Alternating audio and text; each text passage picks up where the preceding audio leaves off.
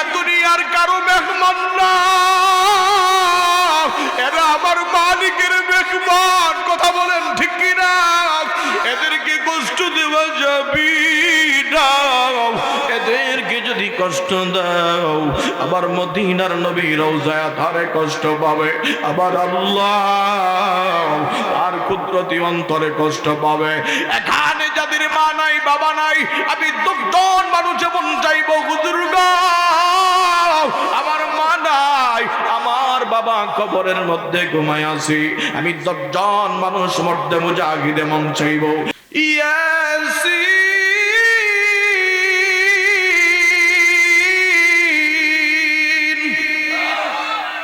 আল্লাহ রাব্বুল আলামিন আপনার আর আমার নবীরে ডাক দেয় তাহা।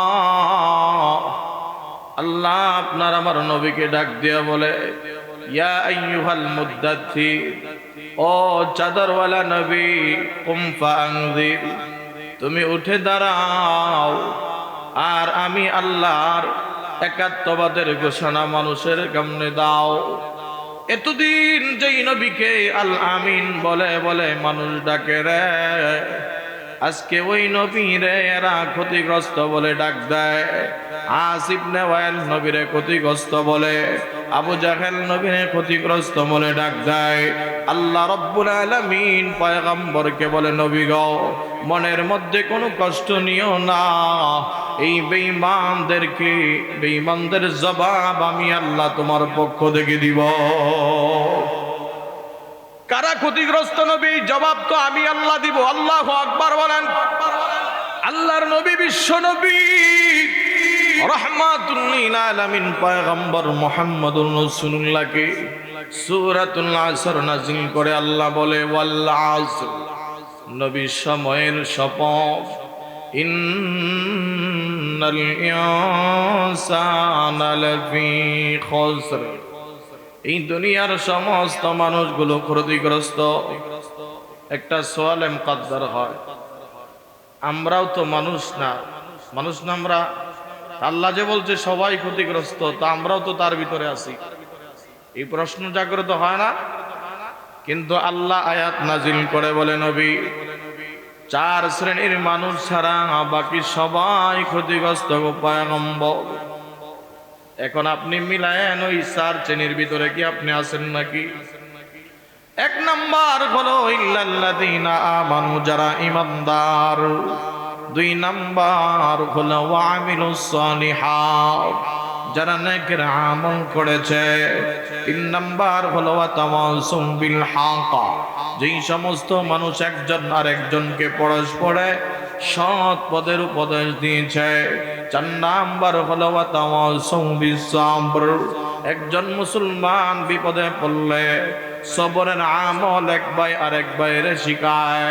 এই চারটা গুণ নবী যাদের ভিতরে আছে, ওই মানুষগুলো ক্ষতিগ্রস্ত নয়। ওগো নবী আপনি শুনেন, আবু জাহেল এই চার কোয়ালিটির কোন কোয়ালিটির মধ্যে পড়ে না গো নবী। আবু লাহাব চার কোয়ালিটির কোন কোয়ালিটির মধ্যে পড়ে না। ওয়ালিদ ইবনে মুগিরা চার কোয়ালিটির কোন কোয়ালিটির মধ্যে পড়ে না। সুতরাং নবী গো, তুমি ক্ষতিগ্রস্ত নও।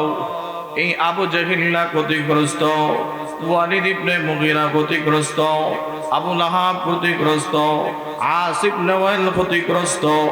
সুতরাং নবী তোমার টেনশন করার কোনো কারণ নাই। আল্লাহু আকবার। এই কারণে আল্লাহ তাআলা সূরাতুল আসর নাযিল করেছে। আল্লাহু আকবার বলেন। নবীরে সান্ত্বনা দেওয়ার জন্য। আমার মুসলমান ভাইরা, আমার ভালো করে বুঝতে হবে, আমি তাফসীর লম্বা করতে চাই না। আমাদের আরিফ বিন হাবিব সব চলে আসবে কিছুক্ষণের ভিতরেই। ভাইরা আমার একটু ভালো করে শুনবা। আল্লাহ তাআলা এখানে আসরুন ওয়াল আসর, আস শব্দের অর্থ হলো সময়। বলেন আসরুন শব্দের অর্থ কি? তো আল্লাহ তাআলা কেন সময়ের শপথ করলো? মুফাসসিরিন ইকরামের কাজ হলো তাফসীর লেখা। বাবা মুফাসসিরিন ইকরাম ডাক দিয়ে বলে, আল্লাহ চাইলে তো আসমানের শপথ করতে পারত, আল্লাহ চাইলে চন্দ্রের শপথ করতে পারত, আল্লাহ চাইলে চন্দ্র সূর্যের শপথ করতে পারত, রাতের আধারের শপথ করতে পারত, দিনের শপথ করতে পারত, দিনের আলোর শপথ করতে পারত, মানুষ শ্রেণী শপথ করতে পারত, কিন্তু না না, আল্লাহ কেন সময়কে নিয়ে শপথ করলো? এক মুফাসসির বলে, আল্লাহ সময়ের নিয়ে কেন শপথ করলো এটা আমি বুঝতেছি না, কিন্তু ওই দিন বুঝে আসছে যেদিন আমি দামেস্কে গেলাম। আল্লাহু আকবার বলে। আমি দামেস্কে যাওয়ার পরে আমি দামেস্ক শহরের মধ্যে তাকায় দেখলাম একজন বরফ বিক্রেতা বরফ বেচতেছে, কিন্তু দীর্ঘদিন পর তার এক বন্ধুর সঙ্গে মোলাকাত। আপনি যত বড়ই ব্যবসায়ী হন, যদি আপনার বন্ধুর সাথে সারা জিন্দেগি যার লগে চলছেন, দেখা যদি হয় 10 বছর পরে, কথা বলবেন নি? নাকি ওর দিকে না চাইয়া ব্যবসায়ী করতে থাকবেন? কথা বলেন। তো ওই বন্ধুর লগে কথা বলতেছে, এই দিক দিয়ে তাকায় দেখে সমস্ত বরফ গইলা পানি হয়ে গেছে। আচ্ছা, বরফ কি ঘন্টায় গলে না সেকেন্ডে গলে? তখন মুসান্নিফ ডাক দিয়া বলেন, আমি তাকায়া দেখতেছি বরফ গলে পানি হয়ে গেল। আর বরফ বিক্রেতা দামেস্কের শহরের লোকদেরকে ডাক দেয়, আর হামো, তোমরা কে আছো, আমার উপর একটু দয়া করো। আমি এমন একজন পণ্য বিক্রেতা যার পণ্যগুলো অহরহর গলে যায়, আমার উপর একটু রহম করে নাও। মুসান্নিফ বলে, ওই দিন আমি বুঝছি আল্লাহ পাক কোন কারণে সময়ের শপথ করলো। উনি ডাক দিয়া বলে, রে দুনিয়ার মুসলমান,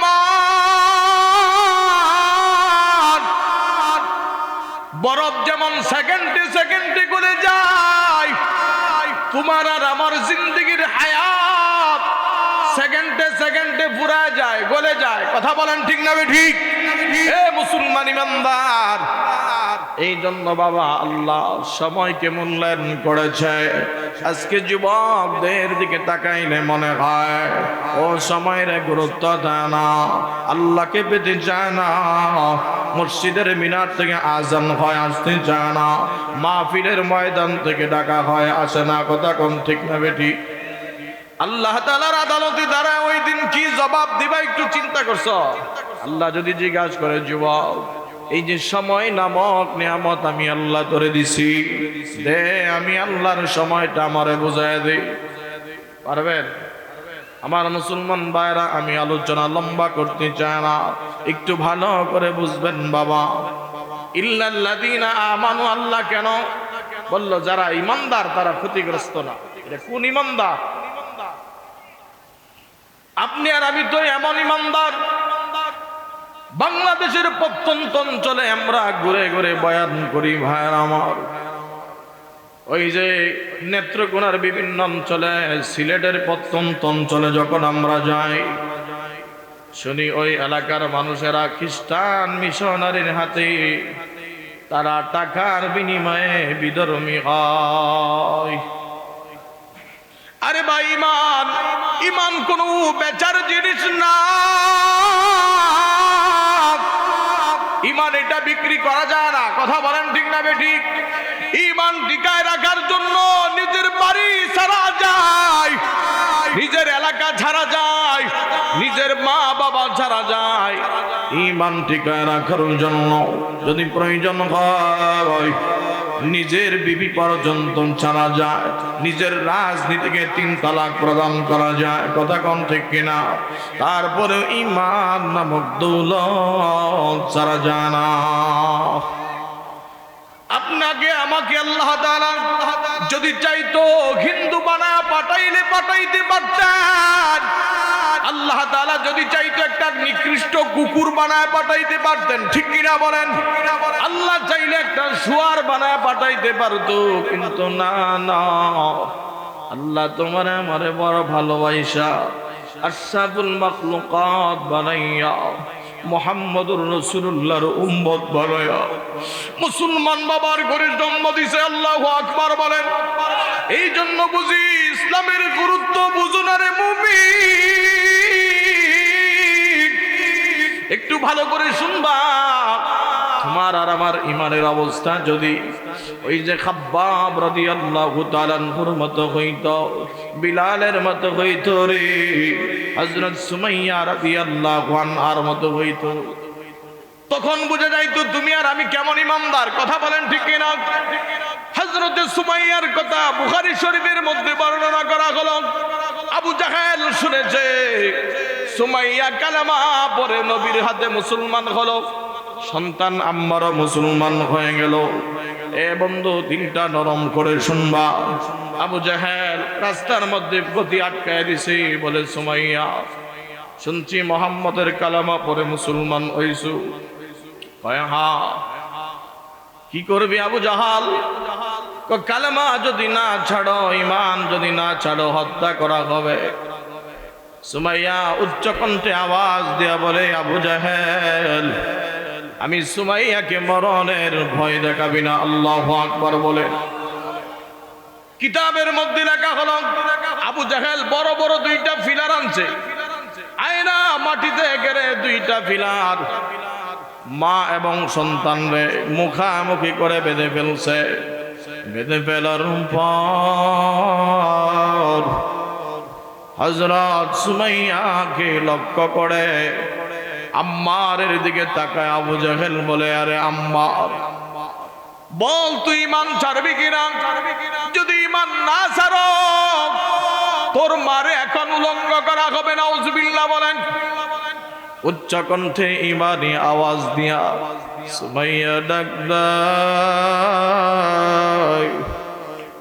বাবা আম্মার, আবু জাহেলের কথায় কোনো ভয় পাবি না। আমরা এমন নবীর কালেমা গ্রহণ করেছি, এমন আল্লাহর কালেমা গ্রহণ করেছি বাবা, যেই কালেমা কোনোদিন ছেড়ে দেওয়া যায় না। ঠিক কিনা বলে? সন্তানরে নসিহত করে ডাক দেয়া বলে, আম্মা আমি এমন কাপুরু সন্তান জন্ম দেই নাই, আমি এমন বিতু সন্তান জন্ম দেই নাই রে। আমার পেটে এমন কাপুরু সন্তান গ্রহণ করি নাই যেই সন্তান আবু জাহেলের ভয়ে ঈমান ছেড়ে দিবে, একজন বেঈমান জালেমের ভয়ে ঈমান ছাড়বে। বাবা তুই তোর জায়গায় ঈমান নিয়া অটুট থাকবি। এই কথা শোনার পরে আবু জাহেল রাগান্বিত হয়ে গেল, বলে আম্মা তোর সামনে তোর মাকে উলঙ্গ করা হবে। যখন আবু জাহেল নিষ্ঠুর আবু জাহেল হযরত সুমাইয়ার কাপড়টা খুলে ফেলল, সমস্ত কাপড় খুলে উলঙ্গ করে ফেলল। কিতাবের মধ্যে বাবা লেখা হলো আম্মার রাদিয়াল্লাহু তাআলা আনহুকে ডাক দেয়া বলে, আম্মার এই দেখ তোর মায়ের পরিণত কি। হযরতে আম্মার নিচের দিকে চোখ দিয়া মায়ের বিবস্ত্র অবস্থা দেখবে কেমনি বাবা বলেন? যদি আপনার সামনে ঈমান গ্রহণের কারণে আপনার সাথে আপনার মার অবস্থাটা যদি এমন হতো, এটা মিলায় দেখেন না আপনার অবস্থাটা বাজান কেমন হইত। হযরতে আম্মার নিচের দিকে তাকায় আসমানের মালিকের একটা ডাক দিয়া বলে, ও গো মালিক,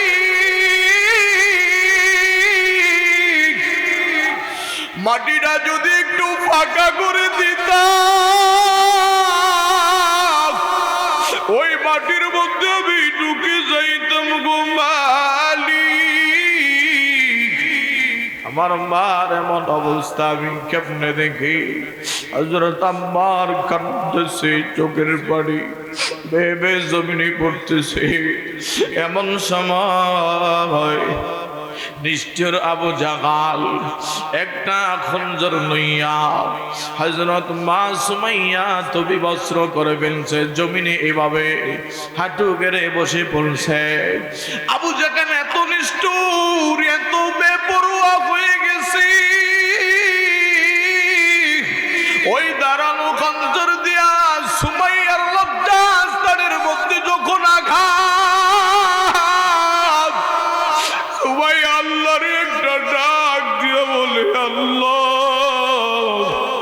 আমি কালেমা গ্রহণ করার কারণে এই বেঈমান আবার এমন ভাবে আঘাত দিল।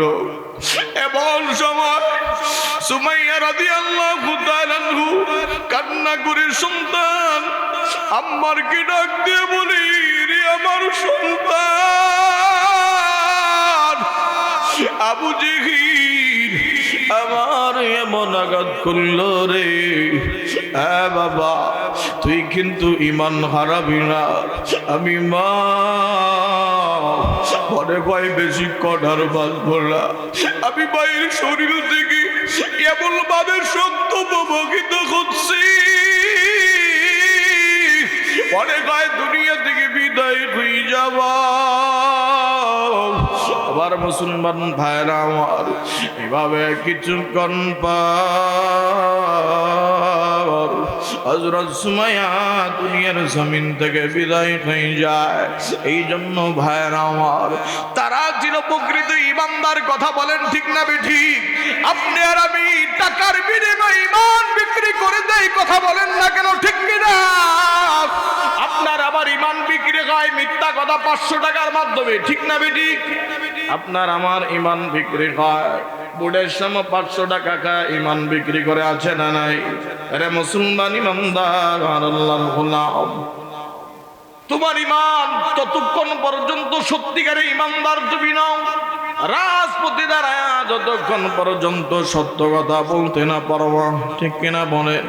সাইয়্যিদ কুতুব শাহ রাহমাতুল্লাহ আলাইহি কুতুবুদ্দিন মিশরের জমিনে তাফসীরে জালালাল কুরআন একটা তাফসীর উনি লিখছে, এটা সারা মিশর সারা পায়ে গেছে, যুবকদের ভিতরে পরিবর্তন করছে। জিলালিল কুরআন এটা পরে অসংখ্য ব্যাপক সারা পড়েছে। যুবকরা ঈমানি জজবায় তারা ইসলামের প্রতি দীক্ষিত হচ্ছে। সরকার সৈয়দ কুতুবউদ্দিনকে গ্রেফতার করে ফেলছে। তো ফাঁসি দেওয়ার আগে বাবা জেলখানার যে ইমাম, সে কিন্তু যারে ফাঁসি দেবে তারে আইসা জীবনের শেষবারের মতো কালেমা পড়া, কথা বলেন না কেন? কালেমা যখন পড়াবে আমার ভাইরা, সৈয়দ কুতুবউদ্দিন ডাক, রে ইমাম, তুই আমার এই কালেমা পড়াইতে আসছিস, এই কালেমা তুই পড়ায়া তোর ভাগ্যে রুজি রোজগারের ব্যবস্থা হয়। আর আমি এই কালেমার দাওয়াত দিতে যাই আমার গলার মধ্যে ফাঁসির রশি ঝুলেছে, কথা কোন ঠিক কিনা? তো তোর কালেমা আমার কালেমার মধ্যে বড় ব্যবধান। তো ওই সুমাইয়ার কালেমা আমাদের কালেমা, আমাদের ইমাম সুমাইয়া রাদিয়াল্লাহু আনহার ইমানে ব্যবধান আছে না নাই?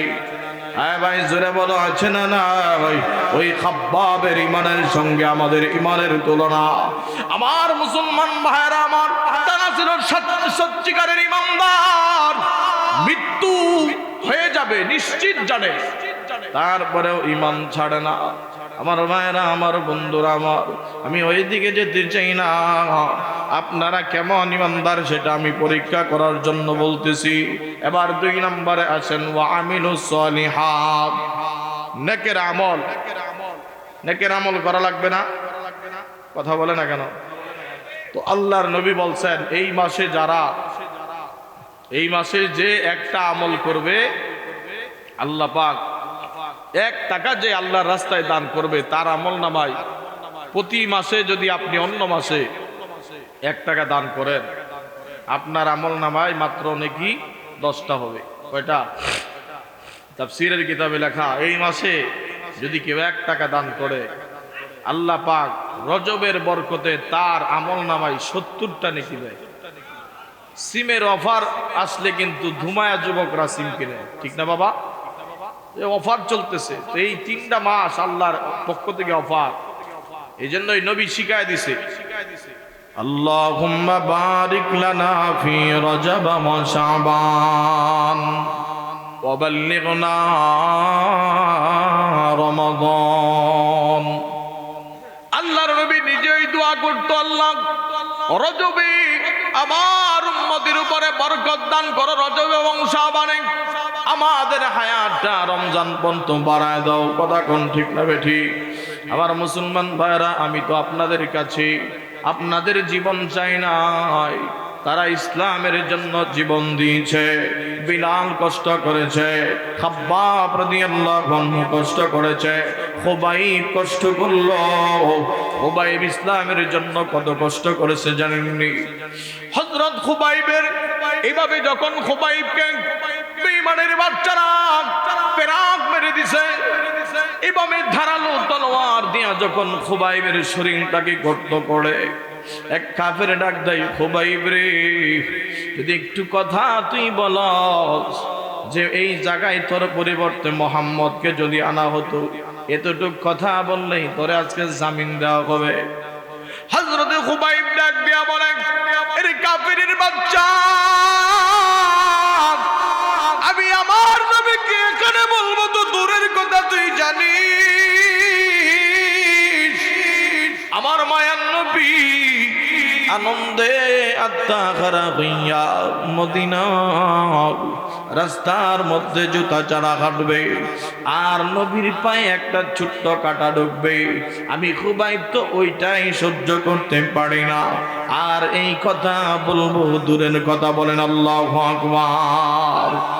এই ছিল তাদের ভিতরে আল্লাহর প্রেম, আমার নবীর ভালোবাসা, ঠিক না বেঠিক বলো? আমি আজকে প্রমাণ করতে চাই, এই এলাকার মানুষেরা কি আমার আল্লাহর পাগল নাকি আমার নবীর পাগল নাকি? ভাইরা আমার, মাদ্রাসার তলবে আলেমদেরকে আপনারা কেন ভালোবাসবেন? দেখেন, মমতাজ আফা চিনেননি? নাম শুনছেন কোনোদিন? আরে ভাই একটু কথা বলেন না কেন?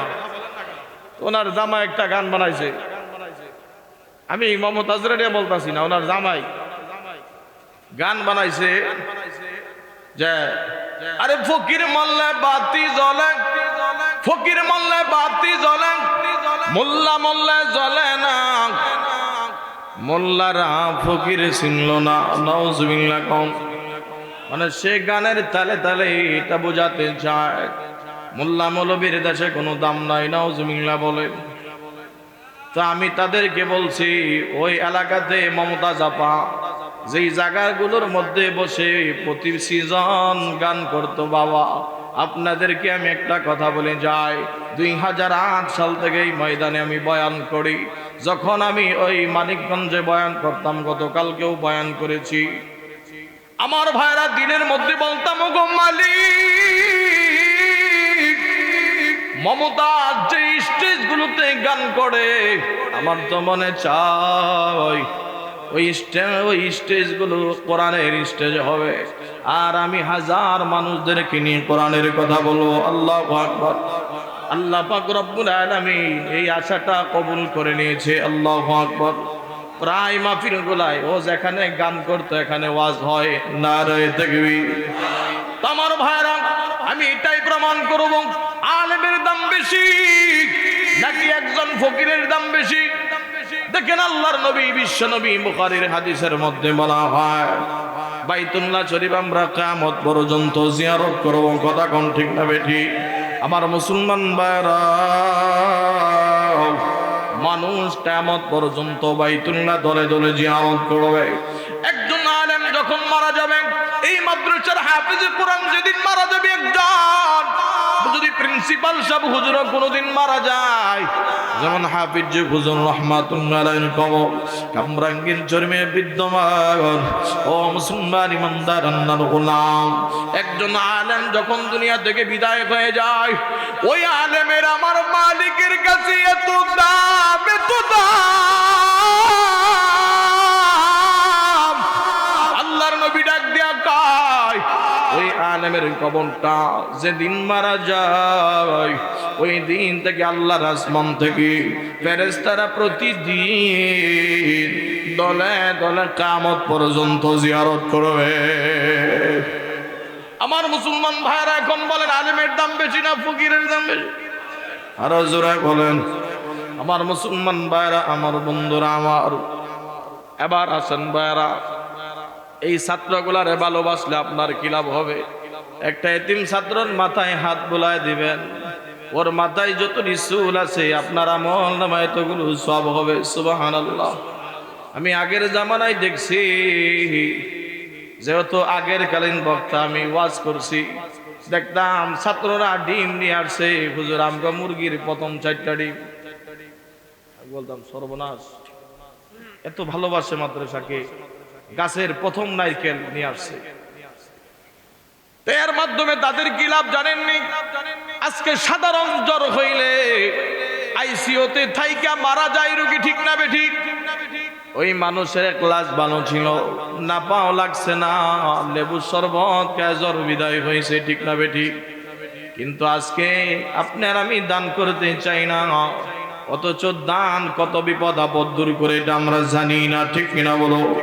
আমার মুসলমান ভাইরা, আমার আল্লাহর নবী বলে, قال النبي صلى الله عليه وسلم الصدقة ترد البلاء وتزيد في العمر। যদি কেউ দানের আমল করে, 2টা নিয়ামত আল্লাহ তারে দান করে। সুবহানাল্লাহ বলেন। কোন হাদিসে বলা নাই তুমি নামাজ পড়লে তোমার হায়াত বাড়বে, রোজা রাখলে হায়াত বাড়বে, কোন আলেম দেখাইতে পারবে না। কিন্তু আমি আপনাদেরকে আমল শিখায় যাবো, যেটা করলে আপনার হায়াত আল্লাহ বাড়ায় দিবে। সুবহানাল্লাহ। বলবো না কি রাইখে দিব? জোরে বলেন না কে? আমার মুসলমান ভাইরা আমার, ও বন্ধুরা, তাহলে ভালো করে শুনবা। আল্লাহর নবী বলে, ক্বালান নবী সাল্লাল্লাহু আলাইহি ওয়াসাল্লাম আস-সাদকাতু তারুদ্দুল বালা। যদি কোনো মানুষ দান করে, আল্লাহ তার সামনে তাকে বিপদ আপদ দূর করে দেয়। সুবহানাল্লাহ। 2 নম্বর ফজিলত হলো তাজিদু ফিল উমর, তার হায়াতটা আল্লাহ লম্বা বানায় দেয়। আল্লাহু আকবার বলেন। আমার মুসলমান ভাইরা আমার, ও আমার পর্দার মা বোনেরা, আমার সর্বশেষ কথা, কিতাবের ভিতরে একটা ওয়াকা বর্ণনা করা হলো। এই তলবে ইলমকে ভালোবাসলে কি লাভ? মনোযোগ দিয়ে শুনবা। হুজুর মাদ্রাসা বোর্ডিং আছে না? এই মাদ্রাসা কয়জন ছাত্র থাকে? 280 জন ছাত্র বোর্ডিং এ খায়। আল্লাহু আকবার বলে। আমার ভাইরা আমার, তো বোর্ডিং এর তো একটা বাবুর্চি আছে, ঠিক না বেঠিক? 5 জন বাবুর্চি। তো আমি যেই ঘটনা বলতেছি, তো ওই বোর্ডিং এর বাবুর্চি হেফখানার ছাত্রগুলো একটু চালাক চতুর হয়। তারা বাবুর্চির কাছ থেকে খানা আনতে গেলে কয়, গুরু বাদ দে, কথা কয় না। তখন বাবুর্চির মনে পাইছে কষ্ট। মুহতামিম সাহেবের বিকেলে আইসা কয়, হুজুর এই লন চাবি, আপনার মাদ্রাসায় আমি আর চাকরি করতেছি না, গেলাম। মুহতামিম সাহেব পিছনের দিক দিয়ে ডাক দিয়ে বলে, যায় না হুজুর, বাবুর্চি এরা তো ছোট্ট মানুষ, বোঝে না, রাগ করে চলে যাবেন না। কে শুনে কার কথা চলে গেছে? আমার মুসলমান ভাইরা আমার, অর্ধরজনী প্রহরিত হয়ে গেল, প্রায় 3টা বাজে।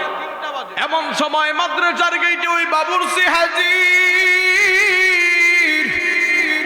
মুহতামিম সাহেবের দরজায় কারা নাড়াইতেছে। মুহতামিম বলে, মান হওয়া, তুমি কি? কই, হুজুর দরজাটা একটু খোলেন, আমি বাবুর্চি। কই, এত রাত্রে কেন? কই, হুজুর খুলেন না। দরজা খুলতেই কান্না করে বলে, হুজুর মাফ করে দিবেন। কয়, কেন মাফ চাও? তোমার সাথে তো ছাত্ররা বেয়াদবি করেছে, উল্টা আমার মাপ চাওয়া দরকার।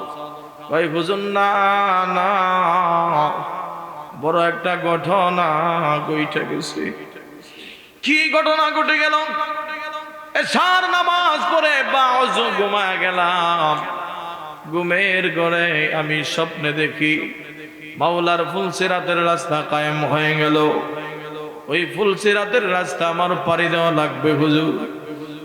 আর এই রাস্তাটা এত চিকন, চুলের চাইতেও চিকন, হীরার চাইতেও বড় ধার।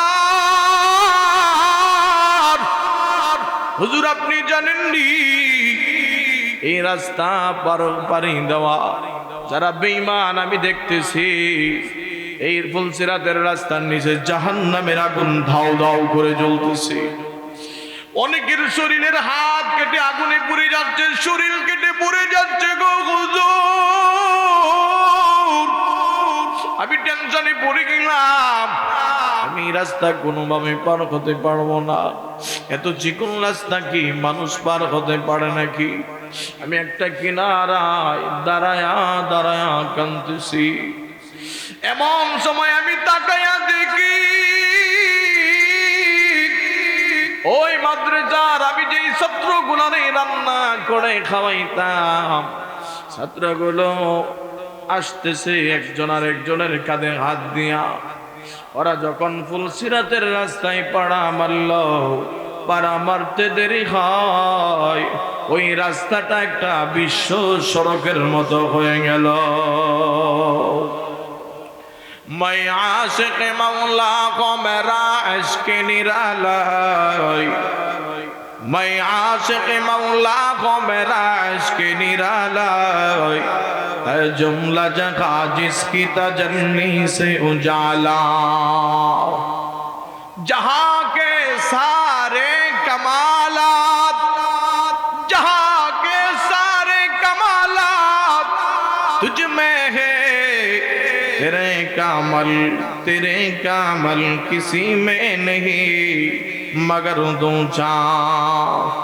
বাবুর শিকায় বুজুর্গ, আমি তো জানি নবীর হাদিস আপনাদের জবান থেকে আমি শুনছি, যেই ছাত্রদের পায়ের কদমের নিচে জান্নাতি ফেরেশতারা তাদের পাখা তাদের পরগুলো বিছিয়ে দেয়। আল্লাহু আকবার। আমার মুসলমান ভাইরা, আমার বন্ধুরা, আমার একটু ভালো করে বুঝবা।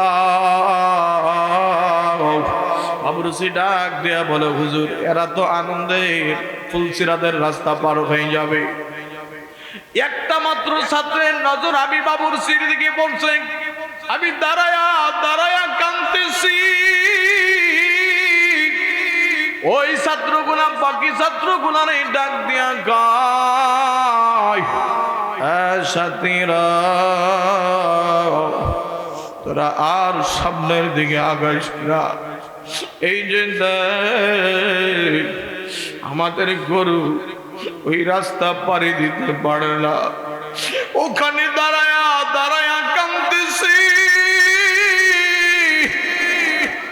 আরে যারা আমরা আমাদের মাওলার তৈরি ফুলসিরাত পাড়ি দিব না, হুজুর জানেননি ছাত্রগুলা সবটি আমার কাছে আইসা বলে, আহারে এই কঠিন দিনে আমাদের গরুরে ফেলে আমরা জান্নাতে যাব না। হুজুর জানেননি এরা সবাই আমার এই কাঁধের মধ্যে উঠাইয়া আনন্দে আত্মহারা হইয়া মাওলার তৈরি জান্নাতটা, মাওলার তৈরি এত কঠিন ফুলসিরাত পার করায় দিছে। হুজুর এতদিন পর্যন্ত মাওলার জান্নাত না দেখি এদের খেদমত করছি, আজকে আপনার কথা দিলাম যতদিন পর্যন্ত বেঁচে থাকবো আল্লাহ জান্নাত দেখে দেখে এদের খেদমত আমি করব। হুজুর আমার একটু মাফ করে দেন, আমার ভুলের জন্য আমার ক্ষমা করে দেন। এই এলাকার মুসলমান ভাইরা, হ্যাঁ মাদারীপুরের এলাকার মুসলমান গো, বাড়ির মধ্যে তুমি ভালো মন্দ খাইবা, 250 ছাত্র বোর্ডিং এর মধ্যে হাজির। এরা দুনিয়ার কারো মেহমান না, এরা আমার মালিকের মেহমান। কথা বলেন ঠিক কিনা? এদেরকে কষ্ট দেওয়া যাবে না।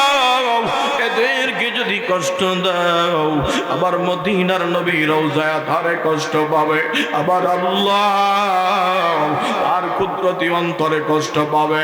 এখানে যাদের মা নাই বাবা নাই, আমি 10 জন মানুষ যেমন চাইবো, হুজুর গো আমার মা নাই, আমার বাবা কবরের মধ্যে ঘুমায় আছি, আমি 10 জন মানুষ মধ্যে মুজাহিদে মন চাইবো।